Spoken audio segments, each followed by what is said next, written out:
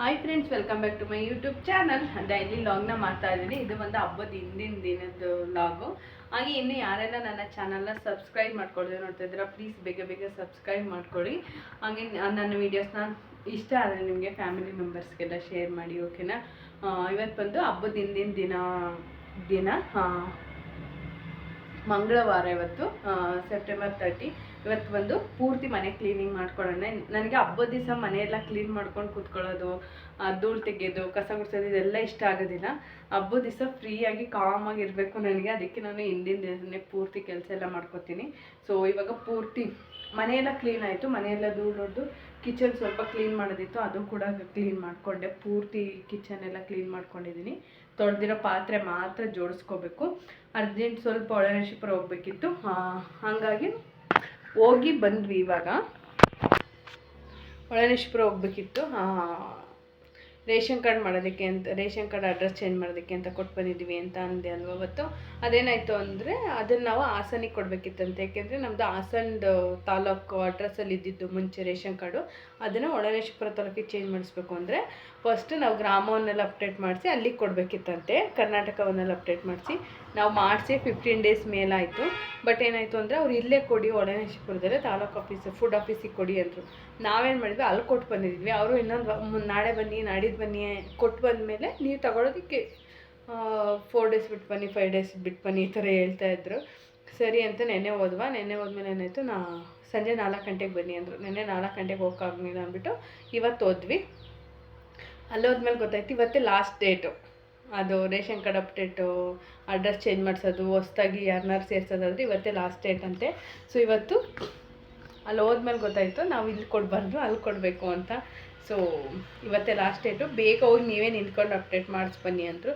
So ಹಾಗಾಗಿ ನನ್ನ husband ಹೋದರು, ನಾನು ಹೋಗಲಿಲ್ಲ. ಯಾಕೆಂದರೆ ನಾಳೆ ಆಯುಧ ಪೂಜೆ ಇರೋದ್ರಿಂದ ದೇವಸ್ಥಾನ ಎಲ್ಲ ಕ್ಲೀನ್ ಮಾಡ್ಬೇಕು ನಾನು. ಸೊ ನಿತ್ಯ ಮಲಗಿದ್ದಾಳೆ, ಬರ್ತಾನೆ ಮಲ್ಕೊಂಡವಳು, ಐಸ್ ಕ್ರೀಮ್ ಕೊಡಿಸ್ತಿಲ್ಲ ಅಂತ ಮನಸ್ಕೊಂಡಿದ್ದಾಳೆ. ಅವರಪ್ಪ ಅಲ್ಲಿ ಭೋಲೆನಾಥ್ ಐಸ್ ಕ್ರೀಮ್ ಡೈಲಿ ಕೊಡಿಸಿ, ಹೋದಾಗೆಲ್ಲ ಕೊಡಿಸಿ ರೂಢಿ ಮಾಡಿದ್ದಾರೆ. ಇವಾಗ ಕೊಡಿಸ್ನಿಲ್ಲ ಅಂತ ಬೇಜಾರು ಮಾಡ್ಕೊಂಡು ಮಲಗಿದ್ದಾಳೆ. ತೇಜು ಇಲ್ಲ, ನೆನೆ ಅಪ್ಪನ ಜೊತೆ ದೇವ್ರು ತೊಗೊಂಡೋಗಿದ್ರು ಒಬ್ಬರು ಮನೆಗೆ, ಅಲ್ಲಿ ಹೋದಾಗ ಅಲ್ಲಿ ಉಳ್ಕೊಂಡಿದ್ದಾಳೆ. ಹೀಗೆ ಅವಳು ಹೋಮ್ವರ್ಕ್ ಎಷ್ಟು ಕೊಟ್ಟಿದ್ದಾರೆ ಅಂದರೆ ತುಂಬಾ ಪ್ರಾಜೆಕ್ಟ್ ವರ್ಕ್ ಕೊಟ್ಟಿದ್ದಾರೆ, ಏನೂ ಮಾಡಿಲ್ಲ. ಊರಿಗೆ ಹೋಗಿದ್ದಾಳೆ. ಸ್ಕೂಲಿಗೆ ಹೋಗ್ತಾಳೆ. ಸೋಮವಾರದಿಂದ ಸ್ಕೂಲ್ ಇದೆ, ಅಲ್ಲಿ ಹೋದಾಗ ಕಂಪ್ಲೇಂಟ್ ಮಾಡ್ತಾರೆ. ನನಗೆ ಸ್ಕೂಲಿಂದ ಕಂಪ್ಲೇಂಟ್ ಬರೋದು ಅಂದರೆ ಇಷ್ಟನೇ ಆಗಲ್ಲ. ನಾನೇ ಅವತ್ತು ಸ್ಕೂಲಿಂದ ಮನೆಗೆ ಕಂಪ್ಲೇಂಟೇ ತೊಗೊಂಡೋಗಿಲ್ಲ. ನನ್ನ ಮಗಳು ತಗೊಂಡು ಬಂದರೆ ನಂಗೆ ಬೇಜಾರಾಗುತ್ತೆ. ಸೊ ನೋಡೋಣ, ದೇವಸ್ಥಾನ ಎಲ್ಲ ಕ್ಲೀನ್ ಮಾಡಿ ಸ್ವಲ್ಪ ಪ್ರಾಜೆಕ್ಟ್ ವರ್ಕ್ ಮಾಡೋಣ ಅಂತ ಅಂದ್ಕೊಂಡಿದ್ದೀನಿ. ನೋಡಬೇಕು. ನಿನ್ನೆ 2 ಡ್ರೆಸ್ ಹೊಲಿದೆ, ನಿತ್ಯಂಗೆ, ಮತ್ತು ಇನ್ನೊಂದು ಹೊಲಿದ್ದೆ ನಮ್ಮ ಪಾಪುಗೆ, ಇನ್ನೊಂದು ಪರಿಚಯದ ಪಾಪುಗೆ, ಅಂದರೆ ನಮ್ಮ ರಿಲೇಷನ್ ಪಾಪುಗೆ. ಅದನ್ನು ಕೊಟ್ಟು ಕಳಿಸ್ದೆ. ನಾನು ತೋರಿಸೋಣ ಅಂದ್ಕೊಂಡೆ, ಬಟ್ ಆಗಲಿಲ್ಲ. ಅದನ್ನು ಕೊಟ್ಟು ಕಳಿಸ್ದೆ. ತೇಜುಗೆ ಸ್ಟಿಚ್ ಮಾಡಬೇಕು, ಕಟ್ ಮಾಡಿ ಇಟ್ಟಿದ್ದೀನಿ. ಇಬ್ರಿಗೂ ನಾಳೆ ಒಂದೇ ಥರ ಡ್ರೆಸ್ ಹಾಕೋಣ ಅಂತ. ಅದೊಂಥರ ನನಗೆ ಖುಷಿ. ಅಂದರೆ ಎಲ್ಲ ಹಬ್ಬಕ್ಕೂ ದುಡ್ಡು ಕೊಟ್ಟು ಬಟ್ಟೆ ತರೋದಕ್ಕಾಗಲ್ಲ. ಸೊ ಹಾಗಾಗಿ ಮನೇಲಿ ಸೀರೆಗಳಿರ್ತಲ್ಲ, ಏಕೆ ದೇವ್ರ ಸೀರೆ ಇರುತ್ತೆ ಒಂದೊಂದು. ಅದೇನಾಗುತ್ತೆ ಅಂದರೆ ದೇವ್ರಿಗೆ ಉಡ್ಸಿರ್ತೀವಿ, ಒಂದೊಂದು ನಾವು ಓದಂಗೆ ಆಗೋ ಇರುತ್ತೆ. ಇಂಥದ್ದೆಲ್ಲ ಅವ್ರು ಒಂದು ಸತಿ ಇಟ್ಕೊಂಡ್ರೂ ಪರವಾಗಿಲ್ಲ, ಒಟ್ಟಿನಲ್ಲಿ ಹಬ್ಬದ ದಿನ ಹೊಸದು ಅಂತ ಇಟ್ಕೋಬೇಕು ಅಂತ ನನ್ನ ಆಸೆ. ಸೊ ಹಾಗಾಗಿ ಸ್ಟಿಚ್ನ ಮಾಡಿದ್ದೀನಿ. ನಿತ್ಯಂದು ತೋರಿಸ್ತೀನಿ, ತಡೀರಿ ತರ್ತೀನಿ. ಈಗ ಇದು ಬಂದು ನಿತ್ಯಂಗೆ ಸ್ಟಿಚ್ ಮಾಡಿದ್ದು. ಇದು ಬಂದು ಇದ್ರದ್ದಲ್ಲ, ಬೇರೆದ್ರದ್ದು, ಬೇರೆ ಸ್ಯಾರಿ ಇದ್ರದ್ದು. ಬಟ್ 3 ಜನಕ್ಕೂ ಇದು ಮೇಲ್ಗಡೆ ಸೆರಗಾಗಲ್ಲ ಅಂದ್ಬಿಟ್ಟು ನಾನೇ ಅಂದರೆ ಯಾವ ಥರ ಮಾಡಿದ್ದೀನಿ ಅಂದರೆ, ನಮ್ಮ ಖುಷಿಗೆ ಹೊಲ್ದಿದ್ದೀನಲ್ವ, ಇನ್ನೊಂದು ಪಾಪುಗೆ ಹೊಲ್ದೆ ಅನ್ನಲ್ಲ, ಅದು ಅವಳು ತುಂಬ ಸಣ್ಣ ಇದ್ದಾಳೆ, ತುಂಬ ಅಂದರೆ ತುಂಬ ಸಣ್ಣ ಇದ್ದಾಳೆ. ಸೊ ಉದ್ದ ಇದ್ದಾಳೆ ಸ್ವಲ್ಪ, ಅವಳಿಗೆ 2nd ಸ್ಟ್ಯಾಂಡರ್ಡು. ಸೊ ಅವಳಿಗೆ ಫುಲ್ ಲೆಂತ್ ಇಟ್ಟು ಹೊಲ್ದಿದ್ದೀನಿ. ಇನ್ನು ತೇಜುಗೂ ನಿತ್ಯಗೂ ನಾನೇನು ಅಂದ್ಕೊಂಡೆ, ಮಂಡಿ ತನಕ ಫ್ರಾಕ್ ಥರ ಸ್ಟಿಚ್ ಮಾಡೋಣ. 3 ಜನಕ್ಕೂ ಸೇಮ್ ಡಿಸೈನೇ, ಬಟ್ ಅವಳಿಗೆ length full length long gown ಥರ ಹೊಲ್ದಿದ್ದೀನಿ. ಇವರಿಬ್ಬರಿಗೂ ಸ್ಕರ್ಟ್ ಥರ ಅಂದರೆ ಫ್ರಾಕ್ ಥರ ಸ್ಟಿಚ್ನ ಮಾಡಿದ್ದೀನಿ. ಇದು ನಿತ್ಯಂದು. ತೇಜುದು ಇನ್ನೂ ಸ್ಟಿಚ್ ಮಾಡಿಲ್ಲ. ಸೊ ಅದೇನೊಂದು 1 ಅವರಲ್ಲಿ ಸ್ಟಿಚ್ ಮಾಡಿಬಿಡ್ಬೋದು. ಕಟ್ಟಿಂಗ್ ಎಲ್ಲ ಮಾಡಿ ಇಟ್ಕೊಂಡಿದ್ದೀನಿ. ಅಂದರೆ ಸ್ಲೀವ್ ಅಟ್ಯಾಚ್ ಮಾಡಬೇಕು, ಸ್ಲೀವ್ ಇದು ಮಾಡಬೇಕು ಅನ್ನೋದೇನಿಲ್ಲ. ಈ ಥರ ಜಸ್ಟ್ ಈ ಥರ ಇದು ಮಾಡಿಬಿಟ್ಟು ಮಾಡೋದಲ್ವ, ಬಫ್ ಥರ ಇಲ್ಲಿ ಕೊಟ್ಬಿಟ್ಟು, ಇಲ್ಲಿ ಈ ಥರ ಬಫ್ ಕೊಟ್ಬಿಟ್ಟು ಮಾಡೋದ್ರಿಂದ ಬೇಗ ಆಗುತ್ತೆ ಅಂತ. ಬೇಗ ಆಗುತ್ತೆ. ನಾನೇನು ಮಾಡಿದೆ, ನಿಟ್ಟಿಂಗ್ ಇದು ಸ್ವಲ್ಪ ಲೆಂತ್ ಜಾಸ್ತಿ ಆಯಿತು ಅಂತ ಅನಿಸುತ್ತೆ. ಇದು one and half inch length ಇದನ್ನು ಇದಲ್ಲ ಬಾಟಮ್ ಅಲ್ಲ, ಇದನ್ನು 1.5 ಇಂಚ್ ಕಮ್ಮಿ ಮಾಡಿದರೆ ಇನ್ನೂ ಚೆನ್ನಾಗಿ ಬರೋದು. ಇವಾಗ ಫಿಟ್ಟಿಂಗು ಮತ್ತು ಅವಳಿಗೆ ಚೆನ್ನಾಗಿ ಕಾಣಿಸಿದೆ, ಬಟ್ ಇದು ಸ್ವಲ್ಪ ಲೆಂತ್ ಜಾಸ್ತಿ ಆಯಿತು ಅನ್ನಿಸ್ತು ಅಷ್ಟೇ. ಅವಳು ಅಳತೆ ತೊಗೊಳ್ಳಿಲ್ಲ, ನಾನು ಹಂಗೆ ಸ್ಟಿಚ್ ಮಾಡಿದೆ. ಸೊ ಹಾಗಾಗಿ ಬಟ್ ಚೆನ್ನಾಗಿ ಕಾಣುತ್ತೆ ಅವಳಿಗೆ. ತೇಜುಗೂ ಕೂಡ ಸ್ಟಿಚ್ ಮಾಡಬೇಕು. ಬೆಳಗ್ಗೆ ಬಂದು ಚಿತ್ರಾನ್ನ ಮಾಡಿದ್ದೆ. ಇವಾಗ ಪೂರ್ತಿ ತೇಜನ ರೂಮ್ ಒಂದ ಕ್ಲೀನ್ ಮಾಡಬೇಕು.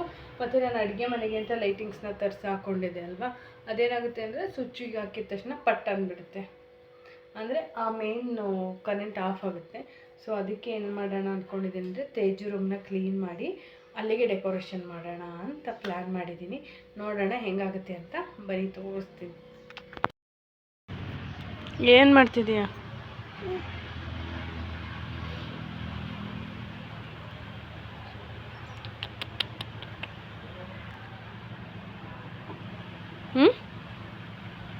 ಯಾರದು ಮೊಟ್ಟೆ ಕೇಳಿದ್ದು?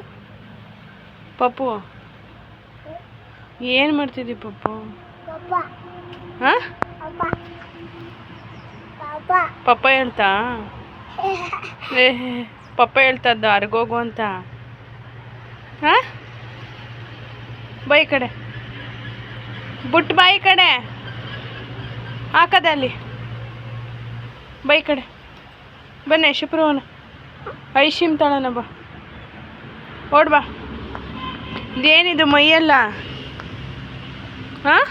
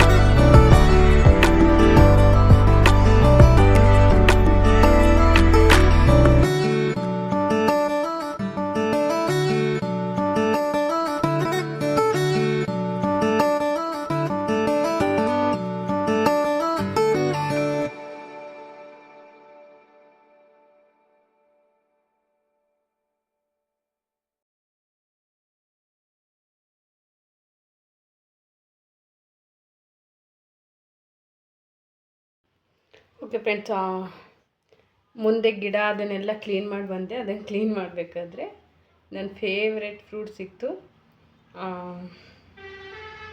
ನನಗೆ ಈ ಥರ ಹಣ್ಣುಗಳಂದರೆ ತುಂಬಾ ಇಷ್ಟ ಆಗುತ್ತೆ. ನನಗೆ ಸೇಬು, ದ್ರಾಕ್ಷಿ ಅಂಗಡಿಯಲ್ಲಿ ಮಾತಾರಲ್ಲ ಆ ಥರ ಹಣ್ಣು ಇಷ್ಟ ಆಗಲ್ಲ ನನಗೆ. ಅದರಲ್ಲಿ ಸಪೋಟ ಒಂದು ಇಷ್ಟ ಆಗುತ್ತೆ, ತಿನ್ನಲ್ಲ ಅಂತಲ್ಲ. ಬಟ್ ನನಗೆ ಫೇವ್ರೆಟ್ ಫ್ರೂಟ್ಸ್ ಅಂತ ಬಂದರೆ ಈ ಗಣಕೆ ಹಣ್ಣು, ಈಟ್ಲೆ ಹಣ್ಣು, ಆಮೇಲೆ ಕಾರೆ ಹಣ್ಣು ಅಂತ ಬರೋದು ಮುಂಚೆ, ಇವಾಗೆಲ್ಲೂ ನಾನು ನೋಡೇ ಇಲ್ಲ ಅದು.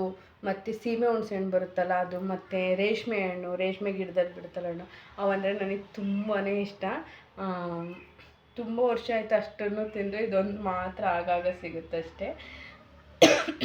ನಿಮಗೆ ಯಾರಿಗೆಲ್ಲ ಈ ಹಣ್ಣು ಇಷ್ಟ ಕಮೆಂಟ್ ಮಾಡಿ, ಓಕೆನಾ? ನೋಡಿ,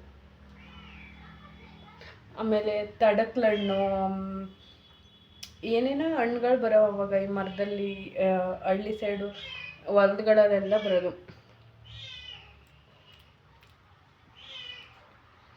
ಆಮೇಲೆ ಟೊಮೊಟೊ, ಬೇಲಿ ಟೊಮೊಟೊ, ಅದನ್ನು ಕಜ್ಜಿ ಟೊಮೊಟೊ ಅಂತ ಅನ್ನೋದು. ಇಷ್ಟು ಸ್ವಲ್ಪ ಇವಾಗ ಚೆರಿ ಟೊಮೊಟೊ ಅಂತಾರೆ ಅದನ್ನೇ. ಅವಾಗ ನಾವು ಕಜ್ಜಿ ಟೊಮೊಟೊ ಅಂತ ತಿಂತಾಯಿದ್ವಿ. ಇವಾಗ ಸಿಗೋಲ್ಲ ಬಿಡಿ, ಇವಾಗ ಯಾರು ಆ ಥರದ ಹಣ್ಣೆಲ್ಲ ತಿನ್ನೋದೇ ಇಲ್ಲ. ಇವಾಗ ಸುತ್ತ ಕ್ಲೀನ್, ಮನೆ ಮುಂದೆ ಈ ಕಡೆ ಎಲ್ಲ ಕ್ಲೀನ್ ಮಾಡಿ ಬಂದಿದ್ದೀನಿ. ಹಸ್ಬೆಂಡ್ ಬರೋಷ್ಟೊತ್ತಿಗೆ ಮುದ್ದೆ ಮಾಡಿಬಿಟ್ಟು ದೇವಸ್ಥಾನಕ್ಕೆ ಹೋಗೋಣ. ಏನು ಮಾಡ್ತಿದ್ದೀಯಾ? ಅವು ಸಿಗಲ್ಲ ಬಾರಮ್ಮ. ಲೇ ನೋಡಿ, ಚಿಟ್ಟೆ ಹಿಡಿಯಕ್ಕೆ ಬಂದವಳು ಇಲ್ಲಿಗೆ.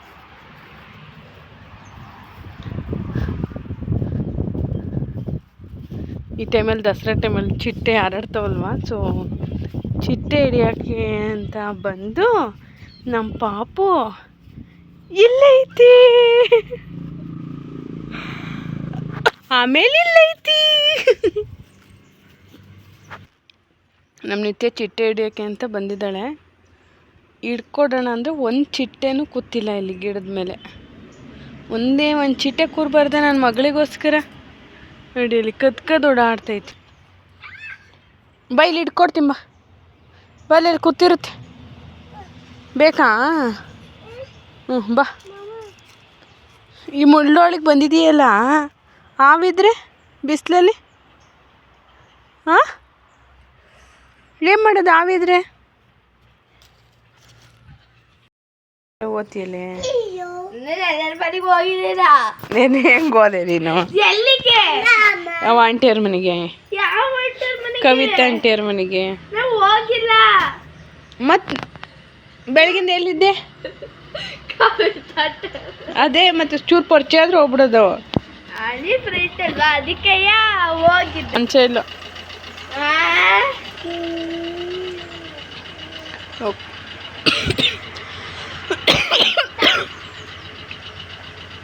ಎಷ್ಟು ವಾಶ್ ಮಾಡಬೇಕು. ಬೈಕ್ ಹೆಂಗೆ ತೆಗಿತೀರಾ?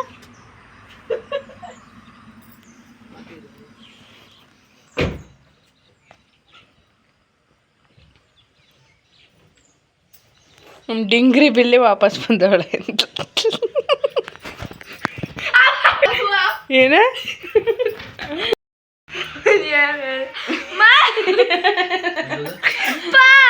ಇದು ವಿಡಿಯೋದಲ್ಲ ಏನಂತೈತೆ ಗೊತ್ತಾ?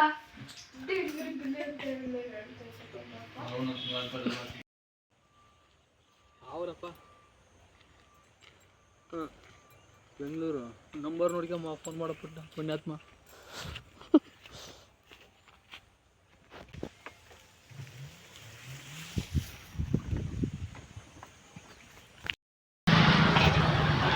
ಸಾಕಲ್ವಾ?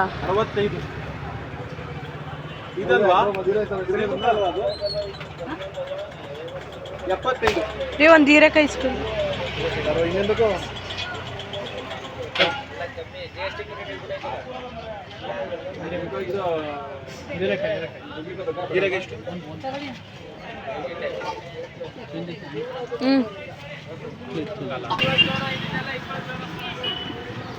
ನೋಡಿ ಲೀಟರ್ ಹಿಡ್ದಪ್ಪ.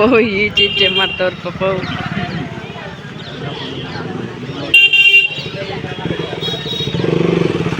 ಮೂರು ಬಂದ್ಬಿಟ್ಟಿದೆ. ಓ ಐತೆ ನಾವು ಕೆಳಗಡೆ ದೇವಸ್ಥಾನ ತಗೊಳ್ತಾವ ಅಂದ್ರೆ ಹಂಗಲ್ಲೇ ಹೋಗ್ಬೇಕು ಅಲ್ಲೇ ಬಿಟ್ಕೊಂಡ್ಬಿಟ್ಟಿವಿ.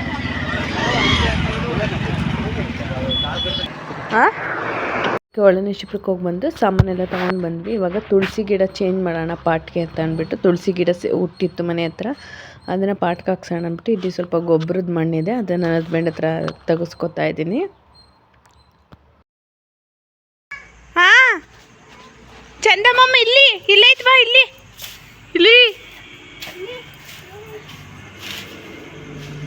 ಬಾ ಇಲ್ಲಿ ಇಲ್ಲಿ ಏನ್ರಿ ಚಿಪ್ಪೆ ಹಣ್ಣು ಈಗ ಬೇಡ ಬನ್ನಿ ಚಿಪ್ಪೆ ಯಾಕಂದ್ರ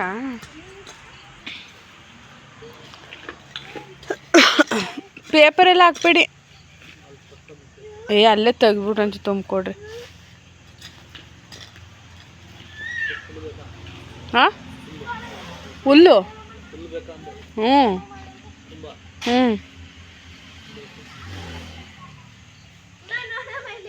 ನಮ್ಮ ಬಸ್ವಿಗೆ ಇಲ್ಲಿರೋ ಹುಲ್ಲನ್ನೇ ಒಂದಿವ್ಸ ಕುಯ್ಕೋಬೋದು. ಹುಡುಗಿ ತಿಗ ಬಿಡ್ಕೊಂಡು ಕರ್ಕೊಬತ್ತಾವ.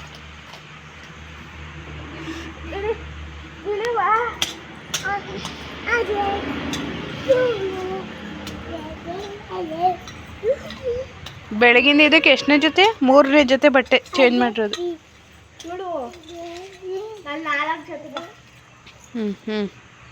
ಪಾಪ ಸ್ಟೈಲ್ ಮಾಡು. ಹಿಂಗೆ ಮಾಡು. ಸ್ಟೈಲ್. ಆಮೇಲೆ ಎಕ್ಸಸೈಸ್ ಮಾಡು. ತಡಿ ಎಕ್ಸಸೈಸ್ ಮಾಡು. ಆಮೇಲೆ ಇವತ್ತು ಯಾಕೋ ಸ್ವಲ್ಪ ಗಂಟ್ಲು ನೋವಿತ್ತು, ತುಂಬಾ ಗಂಟ್ಲು ಒಂಥರ ಡ್ರೈ ಕಾಫ್ ಥರ ಆಗಿತ್ತು, ತುಂಬ ನೋವ್ತಾ ಇತ್ತು. ಅದಕ್ಕೆ ಶುಂಠಿ ಕಷಾಯ ಮಾಡ್ಕೊಳ್ಳೋಣ ಅಂತ ಅಂದ್ಬಿಟ್ಟು ನನಗೊಂದು ಲೋಟ ಹಸ್ಬೆಂಡ್ಗೊಂದು ಲೋಟ ಶುಂಠಿ ಕಷಾಯ, ಶುಂಠಿ ಕಾಳು ಮೆಣಸು ಲವಂಗ ಎಲ್ಲ ಹಾಕಿ ಕಷಾಯನ ಮಾಡ್ಕೊತಾ ಇದ್ದೀನಿ. ಯಾಕೆ ಅಂತ ಗೊತ್ತಿಲ್ಲ, 3 ಡೇಸಿಂದ ಶೀತ ಇತ್ತು, ಅದಾದ್ಮೇಲೆ ಬಂದು ಕಾಫ್ ಆಗಿತ್ತು. ಸೊ ಹಾಗಾಗಿ ಕಷಾಯನ ಮಾಡ್ಕೊತಾ ಇದ್ದೀನಿ.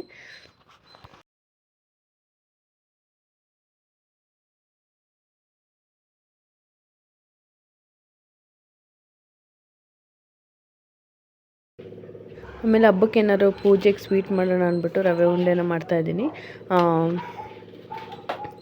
ರವೆಯನ್ನು ಹುರಿದ್ಬಿಟ್ಟು ಅದಕ್ಕೆ ಸಕ್ಕರೆನ ಪುಡಿ ಮಾಡಿ ಹಾಕ್ಕೊಂಡು ಕೊಬ್ಬರಿ ಮೇಲ್ಗಡೆ ಸಿಪ್ಪೆ ತೆಗೆದು ಅದನ್ನು ಪುಡಿ ಮಾಡಿ 3 ಫ್ರೈ ಮಾಡ್ಕೊಬಿಟ್ಟು ಇವಾಗ ಆರಿರೋ ಹಾಲನ್ನ ಹಾಕ್ಕೊಂಡು ಮಿಕ್ಸ್ ಮಾಡಿ ಕಟ್ಕೊತಾ ಇದ್ದೀನಿ. ಅದು ಒಂಥರ ಜ್ಯೂಸಿಯಾಗಿ ಚೆನ್ನಾಗಿ ಬರುತ್ತೆ, ತುಂಬಾ ಚೆನ್ನಾಗಿರುತ್ತೆ ಆ ರವೆ ಉಂಡೆ, ನನ್ನ ಫೇವ್ರೆಟು.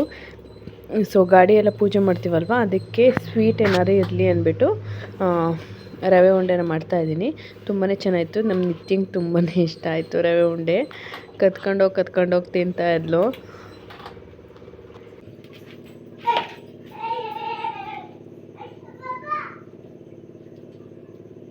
ಅಮ್ಮ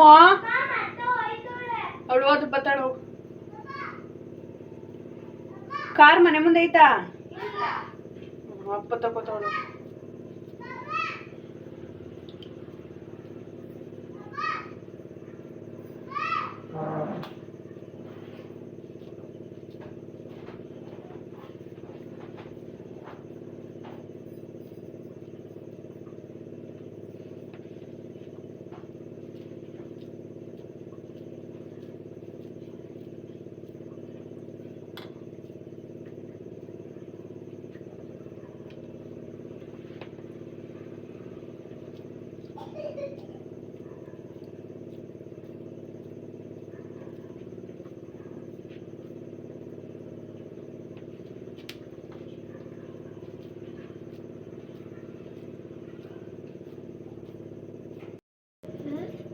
ಚೆನ್ನಾಯ್ತಾ? ಸೂಪರ್. ಹೆಂಗೈತೆ ಮಗಳು? ಹಾಂ ಹೇಳು, ಹೆಂಗೈತೆ?